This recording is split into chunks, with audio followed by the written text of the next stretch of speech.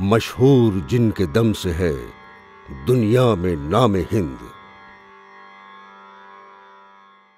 زمین شق ہوئی اور ایک ساحر نکلا، نہایت کریہ منظر بد حیت تھا۔ اس نے وہ تختی اس ساحر کو دے کر حکم دیا کہ اے آذر جادو، جلد روانہ ہو۔ امر عیار مہتاب جادو کا قتل کر کے ہنوز اسی کے جنگل میں موجود ہے، تو جا اور اسے گرفتار کر کے لے کر آ۔ اور اس کے پہچاننے کو یہ تختی دی جاتی ہے جس پہ ایک تصویر بنی ہے۔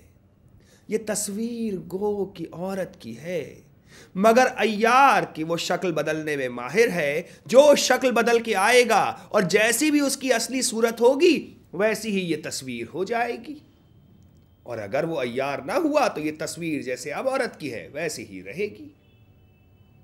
تو آذر جادو تختی تصویر کی لے کے مہتاب کے جنگل میں روانہ ہوا اور چار طرف امر کو کھوجنے لگا۔ مگر حال سنیے کہ امر عیار بھی اسی جنگل میں ایک مقام پہ بیٹھا دل سے کہہ رہا تھا کہ خدا جانے اسد پر کیا گزری، اور ایک طلسم کا معاملہ ہے، کیا پتا کیا درپیش ہو۔ تبھی دور سے اس نے ایک ساحر کو دیکھا۔ امر نے دل سے کہا کہ اس حرام زادے کو بھی مارنا چاہیے، جو ساحر کم ہو وہی صحیح۔ یہ سوچ کر فوراً اپنی صورت ایک ساحر کی بنا کے طرف اس کے چلا۔ آذر نے دیکھا کہ ایک جادوگر مہیب صورت جس کے کان آنکھ ناک سے آگ نکلتی ہے چلا آتا ہے۔ قریب اس کے گیا اور کہنے لگا، اے بھائی تمہارا نام کیا ہے؟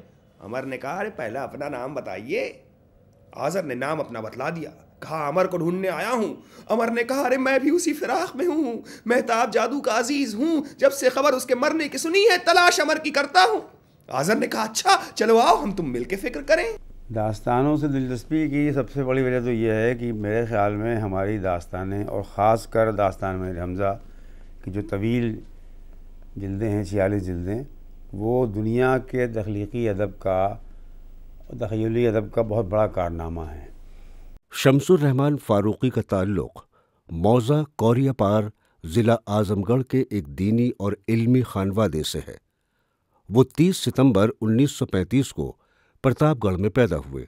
ویسلی ہائی اسکول اعظم گڑھ سے ابتدائی تعلیم حاصل کرنے کے بعد فاروقی صاحب اپنے والدین کے ساتھ گورکھپور آ گئے۔ ایسے ہی گورکھپور میں بھی اسلامیہ کالج میں جب پڑھتے تھے تو وہاں جلساز کی دکان تھی، اس سے بھی ان کی دوستی ہو گئی، تو جلساز کی دکان سے وہ کتابیں لے کے دن بھر بیٹھے وہاں پڑھا کرتے۔ لوگ گھر والے ان کو منع کرتے کہ بھائی آنکھ خراب ہو جائے گی، لیکن اس کو کوئی اثر نہیں ہوا۔ تو کتاب میں بہت پڑھتا تھا میں، اب بھی یہی ہے کہ پڑھتا بہت تھا، کتابیں پڑھتا رہتا ہوں۔ اور بچپن میں تو جو بات مجھے عجیب لگتی تھی وہ یہ کہ میں اپنے خیال میں تو بہت ہاتھ پیر کا اچھا آدمی تھا، لیکن تھا بہت چھوٹا تھا اصل کلاس میں اپنے۔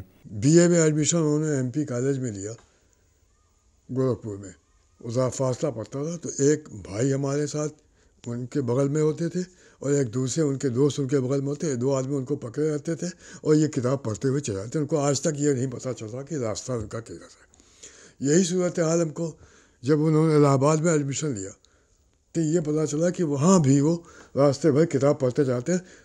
ٹرک والے اس زمانے میں اتنا ٹریفک کا بد نظمی نہیں تھی، لوگ راستہ دے دیتے تھے کہ یہ آدمی پڑھتا جا رہا ہے، کچھ پاگل ہو جائے گا یا کچھ بھی ہو جائے گا، اس کو کنارے سے کر، گاڑیاں اپنی کرائے نکال لیتے تھے، وہ پیسہ یہ ان کے پڑھائی کا شوق تھا۔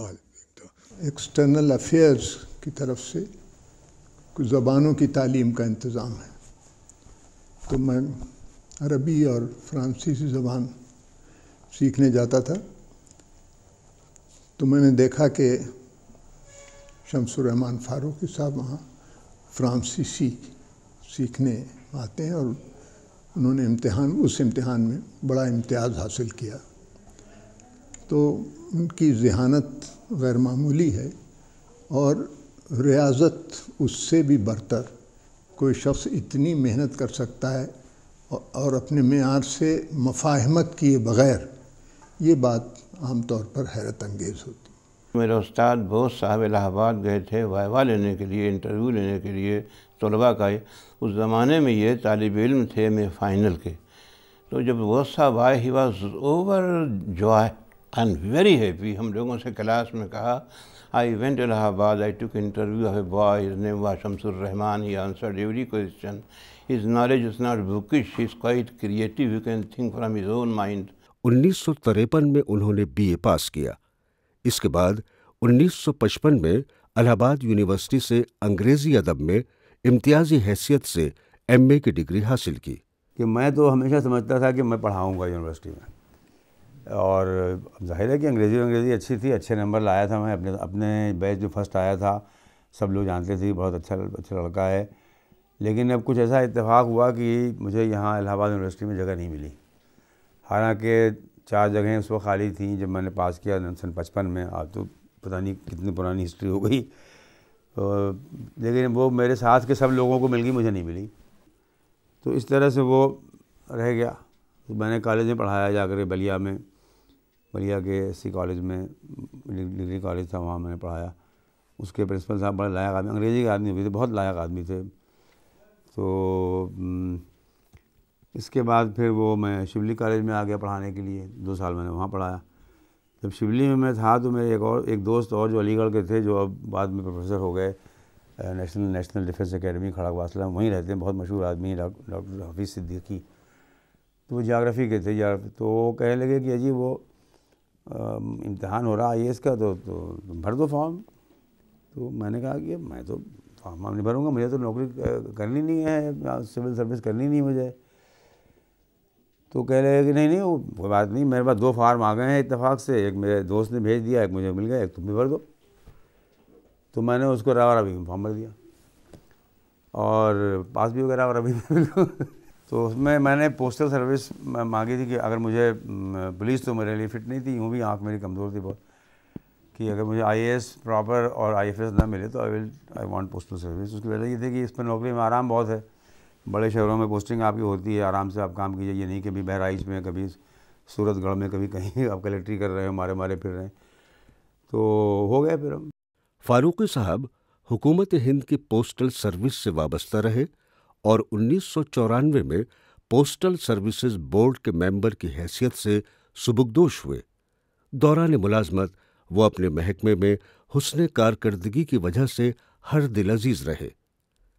فاروقی صاحب کا تعلق اگرچہ براہ راست زبان و ادب کی درس و تدریس سے نہیں رہا، لیکن انہوں نے اپنے زمانہ ملازمت میں ایسے ادبی و تنقیدی کارنامے انجام دیے جن کی اہمیت آج بھی مسلم ہے۔ میری امی سے ان کی ملاقات یونیورسٹی آف الہ آباد میں ہوئی، اور اس کے بعد امی بھی میری کالج کی پرنسپل تھیں، لیکن ظاہر بات ہے ان کو یہ احساس تھا کہ میرے والد کے اندر بہت زیادہ پوٹینشیل ہے بہت سارے کام کرنے کا، اور انہوں نے ان کو بہت زیادہ انسپائر کیا کہ آپ ٹھیک ہے، اگر آپ پروفیسر نہیں بنے یونیورسٹی میں، آپ IAS ہیں یا سینٹرل سروسز میں ہیں، تو پھر بھی آپ وقت میں پورا آپ کو ساتھ آپ کو تعاون دینے کی کوشش کروں گا کیا، اور دیا انہوں نے۔ گھر کا سارا نظام اور ساری چیزوں کو انہوں نے خود سنبھالا میری امی نے، اور اس طرح سے میرے ابا کو پورا وقت تھا۔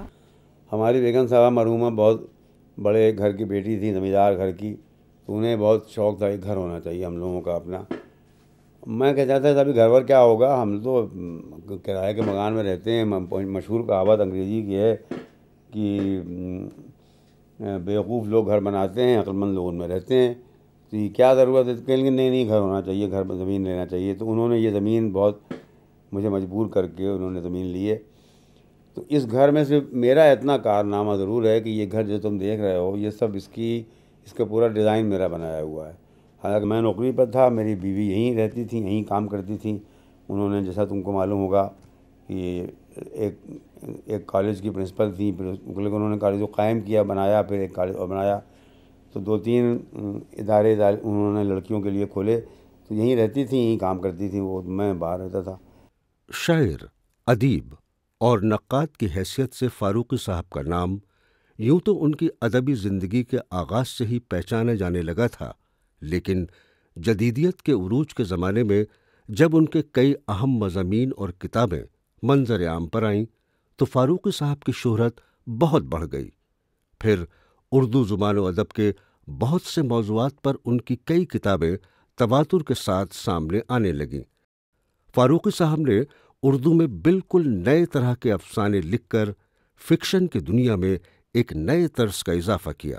اس زمانے میں جب شہرت ان کے ہم رکاب نہیں ہوئی تھی، اس وقت بھی میں یہ محسوس کرتا تھا کہ ان کو بہت آگے جانا ہے۔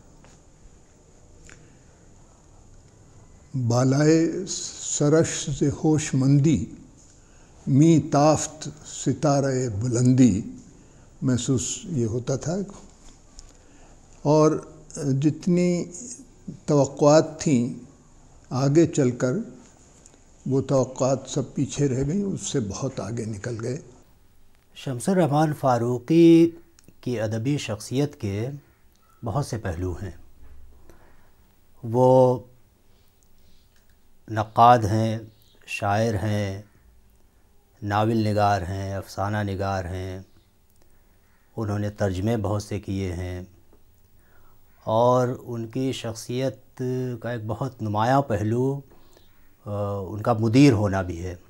آج کے زمانے میں بالخصوص عام طور سے یہ سمجھا جاتا ہے کہ فاروقی صاحب ہمارے زمانے کے سب سے بڑے نقاد ہیں۔ انہوں نے بہت سی غیر معمولی باتیں کی ہیں، غیر معمولی امتیازات حاصل کیے، اور سرکاری ملازمت پر فائز ہونے کے باوجود انہوں نے تنقید کے لیے وقت نکالا، اور تنقید پر ان کی مہر لگ گئی۔ فاروقی صاحب نے میر کو اپنے خصوصی مطالعے کا موضوع بنایا اور 20-25 سال میر پر کام کیا، اور 4 جلدوں میں میر کے کلام کی شرح کی، اور وہ پیمانے، وہ اصول اس اپنی کتاب شعر شورانگیز میں، جو میر پر ان کی کتاب ہے، مشہور زمانہ کتاب ہے، جس پر انہیں اردو کا سب سے بڑا انعام سرستی سمان بھی ملا ہے 1996 میں، اس کتاب کے تقریباً 700-800 صفحے پر مشتمل دیباچوں میں فاروقی صاحب نے بہت تفصیل کے ساتھ وہ باتیں بیان کی کہ جن سے ہم اپنی کلاسیکی شاعری کو حقیقی طور پر سمجھ سکیں۔ اب میں جب اس کے شعر لوگوں کو سناؤں کہ صاحب میر کے شعر سنیے، تو وہ لوگ کہیں گے کون سا میر ہے اور کس دیوان میں ملتا ہے؟ میں نے کہا بھائی اسی دیوان میں ہے جس میں سے آپ پڑھتے ہیں، جس میں ہم پڑھتے ہیں۔ کہنے نہیں ہو سکتا ہی نہیں، یہ شعر میر کا۔ ہم نے کہا نہیں ہے، میر کے شعر ہے۔ تو یہ خیال آیا کہ صاحب جو باریکیاں اس میں نظر آ رہی ہیں وہ اور لوگوں کو تو معلوم نہیں ہوتی، کیونکہ اور لوگ تو اس طرح سے کہتے ہی نہیں میر کے بارے میں کہ بڑا پیچیدہ شاعر ہے۔ یہ کہتے ہیں ارے سادہ ہے، بڑا سہل ہے اور سلیس ہے، فلاں ہے۔ اب وہ خود ہی کہہ رہا ہے کہ سہل ہے، میر کا سمجھنا کیا، ہر سخن اس کا ایک مقام سے ہے۔ اس کو بھی لوگ یار لوگ نہیں ایسے ہی کہہ دیا ہے، کچھ نہیں، اس کا مطلب کیا ہے۔ تو میں نے کہا اچھا اب میں ہر شعر میں کچھ شعروں میں کچھ تھوڑا بہت لکھوں گا۔ اب پھر وہی مشکل پیش آئی کہ جس شعر کو اٹھاؤں کہ اس کو کچھ لکھوں گا تو اس میں معلوم ہے اور کئی بات نکل رہی ہے۔ تو اس طرح سے وہ 2800-2900 پیج کی کتاب بن گئی، 1400 شعر اور باقی سب ہمارا، اس میں ہماری بکواس، اور اسی کے نتیجے میں یہ بھی رہا کہ بھائی شعر میر کی نظر میں شعر تھا کیا آخر۔ اور ہم نے یہ سوال اٹھایا کہ جب تک ہم اس بات کو نہیں جانیں گے کہ کسی شاعر کی نظر میں شعر کسے کہتے ہیں، تب تک اس کے شعر کو سمجھیں گے کیسے آپ؟ اور جس تہذیب میں، جس زمانے میں وہ شعر کہہ رہا ہے، اس تہذیب میں، اس ثقافتی ماحول میں شاعری سے کیا مراد لوگ لیتے ہیں، اس کے پہلے والے لوگ شاعری کس کو کہتے تھے، ان باتوں کو جانے بغیر بھی آپ اس شاعر کو سمجھ نہیں سکتے ہیں۔ فاروقی صاحب نے تو جدید شاعری کو اسٹیبلش کیا ہندوستان میں، جدید شاعری، اور ان کی سب سے بڑی بات جو ہے یہ ہے کہ انہوں نے جدید شاعری کی شعری جمالیات میں کلاسیکی شاعری کا رنگ تلاش کیا ہے۔ جو بھی فاروقی صاحب نے اقبال پر، غالب پر یا میر پہ لکھا ہے، اس میں لفظ کا احترام، لفظ کا رول، لفظ کی کیا اہمیت ہے اور لفظ کس طرح متن میں اپنا کام کرتا ہے، اس پر ان کی بنیادی توجہ رہی ہے، اور وہ بہت بڑی بات ہے۔ شعر غیر شعر و نثر ہے، اس میں پورا ایک جو مضمون ہے کہ شعر کیا ہے، غیر شعر کیا ہے، نثر کیا ہے، اس میں جدلیاتی لفظ کی بحث پہلی بار انہوں نے اٹھائی، یہ اصطلاح بھی انہوں نے وضع کی، اور اس میں ابہام کی اہمیت کو واضح کیا ہے کہ شعر میں ابہام جو ہے وہ کس طرح سے اس کو بامعنی بناتا ہے، اس کو پرکشش بناتا ہے، اور اس کے اندر شعر کے اندر ایک وسیع تر کائنات کو تلاش کرنے کا وسیلہ بنتا ہے۔ میرا یہی کام رہا ہے کہ جو ادبی معیار ہمارے ہاں مقرر ہیں، جو ہمارے بزرگوں نے مقرر کیے، جو ہمارے پورے تخلیقی عمل میں جاری و ساری ہیں، اور پھر یہ کہ چونکہ حالی کے زمانے میں خاص کر حالی اور آزاد اور امداد امام اثر اور ان کے ذرا سے بعد شبلی، اور ان لوگوں نے ہندوستان کے باہر بھی بہت بھی دیکھا، اور ادبی معیاروں کی تلاش میں یا ادبی فن پاروں کو سمجھنے کی کوشش میں عربی فارسی کے علاوہ سنسکرت کو بھی دیکھا، انگریزی کو بھی دیکھا، انگریزی کے سہارے سے فرانسیسی کو دیکھا، جرمن کو دیکھا۔ تو ہم لوگوں نے بھی یہی کیا، میں نے خاص کر یہ کیا کہ دوسری دنیا میں جو ہماری دنیا کے باہر کی دنیا ہے اس میں کس طرح کے معیار ہیں، مثلا انگلینڈ میں، انگریزی میں، یا جرمن میں، یا فرانسیسی میں، اور کچھ چیزیں وہاں سے میں نے لیں جو میرے کام کی نظر آئیں، میں نے وہاں سے لیں۔ جیسے یہی کہ شعر کو پوری طرح سے بات کو پوری طرح سے واضح نہ کرنا، کچھ تھوڑا سا انکہا چھوڑ دینا، یہ ہمارا بھی تھا۔ لیکن اس کو جتنی زور دے کر کے فرانس کے لوگوں نے کہا، ان کو کہ سمبلسٹ کہتے ہیں، فرینچ سمبلسٹ نے کہا، اتنا اور لوگوں نے نہیں کہا۔ ہم نے ان کو وہاں سے اس کو لے کے زور دیا، کیونکہ اگر ہم صرف یہ کہتے ہیں کہ صاحب ہمارے یہاں بھی کہتے ہیں، ہمارے یہاں بھی آنند وردھن نے اور ابھینو گپت نے کہا ہے کہ صاحب شعر اشارے پر ہوتا ہے، شعر میں ایک چیز جس کو کہ دھونی کہتے ہیں، کہ شعر کہتا کچھ ہے لیکن اس کی گونج کچھ اور طرح کی ہوتی ہے، یا شعر میں اشارہ ہوتا ہے جو کہ انڈائریکٹ ہوتا ہے، جس کو وکروکتی کہتے ہیں۔ تو لوگ کہتے ہیں ہاں ہوگا، یہ پرانے لوگ ہیں، ان کا آپ کے ہاں نئے زمانے میں کیا ہو رہا۔ اس لیے ہم نے ان لوگوں کی بات کو بھی لے کر کے، اور یہاں سے بھی فرینچ سمبلسٹ سے اور انگریزی کے خاص کر ٹی ایس ایلیٹ سے، دوسرے لوگوں آئی ریچرڈ سے لے کر کے ہم نے اپنی باتوں کو مکمل کرنے کی کوشش کی۔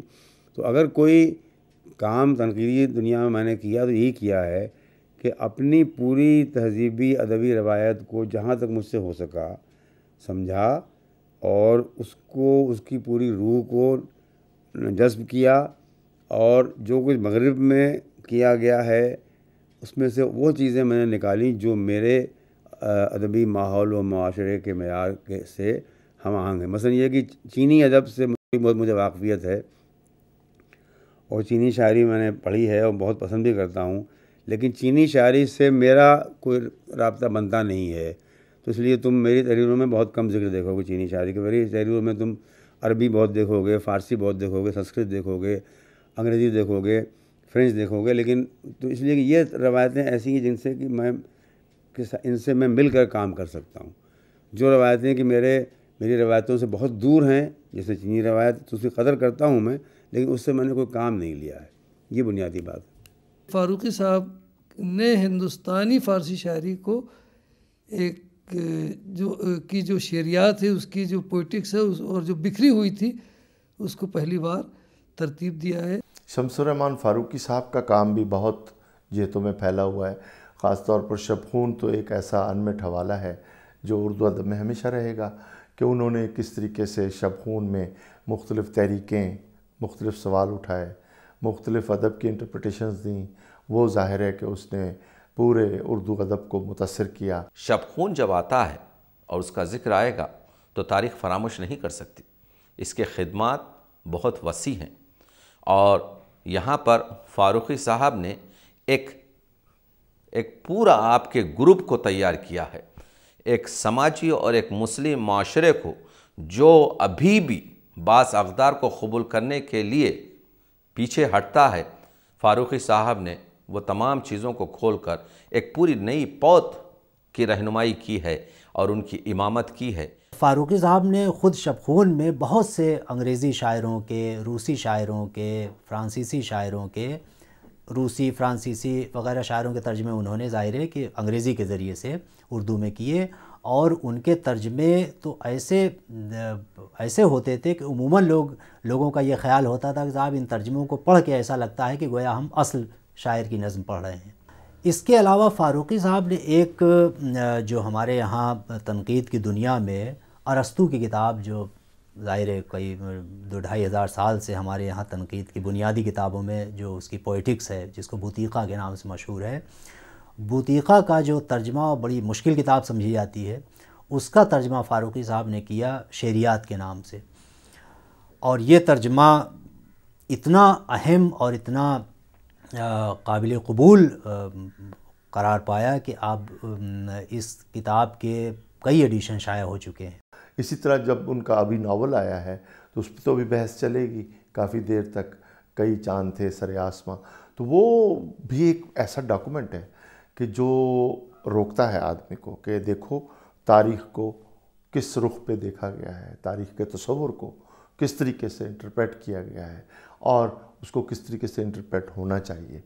آج سے 200 برس پہلے 150 برس پہلے کہ لوگ انگریز کے بارے میں کیا سوچتے تھے اور انگریز ان کے بارے میں کیا سوچتا تھا، اس پر میں نے جو پورا ناول جو ہے یہ کئی چاند تھے سر آسماں، اس میں 2 چیزیں ہیں، ایک تو یہ، دوسرا یہ کہ پھر وہی بات کی اس زمانے میں شاعر ہونے کا مطلب کیا تھا، اور جو لڑکی جو اس کا جو مرکزی کردار کہیے اس کو آپ، کہ اس کو ایک کے بعد ایک کئی عاشق ملتے ہیں اور ہر عاشق پھر یا تو مر جاتا ہے یا اس کا قتل ہو جاتا ہے، تو پھر تلاش میں رہتی ہے کہ مجھے کہ اور کوئی عاشق کو چاہنے والا مل جائے۔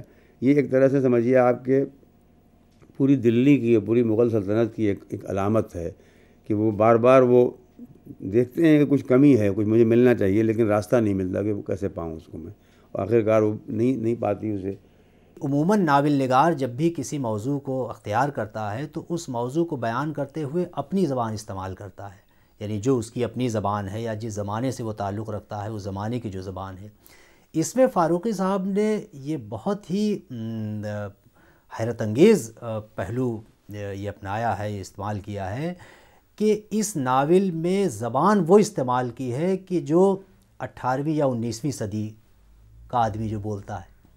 ظاہر ہے کہ اس زمانے کا کردار جو زبان اس زمانے میں بول رہا ہے، اس زبان کو آج کا ادیب، آج کا ناول نگار، آج کا شخص اگر استعمال کرے تو آپ ذرا غور فرمائیں کہ اسے کتنے پاپل بیلنے پڑے ہوں گے، کتنی مشکل پیش آئی ہوگی کہ آج ہم کوئی لفظ استعمال کرتے ہیں لیکن ضروری نہیں کہ وہ لفظ آج سے 150 سال پہلے بھی استعمال ہوتا رہا ہو، یا 150 سال پہلے کسی بات کو بیان کرنے کے لیے جو طریقہ تھا وہ ضروری نہیں کہ وہی طریقہ آج بھی ہم استعمال کرتے ہوں۔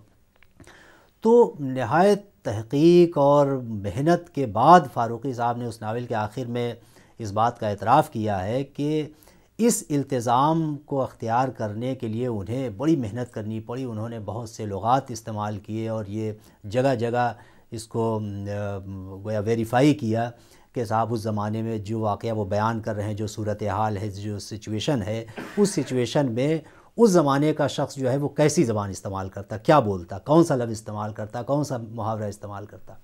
شاعر کی حیثیت سے بھی فاروقی صاحب کی اہمیت کسی طرح کم نہیں ہے۔ وہ جدید غزل اور نظم کے شاعروں میں اپنی الگ شناخت رکھتے ہیں۔ اب تک ان کے 4 شعری مجموعے منظر عام پر آ چکے ہیں۔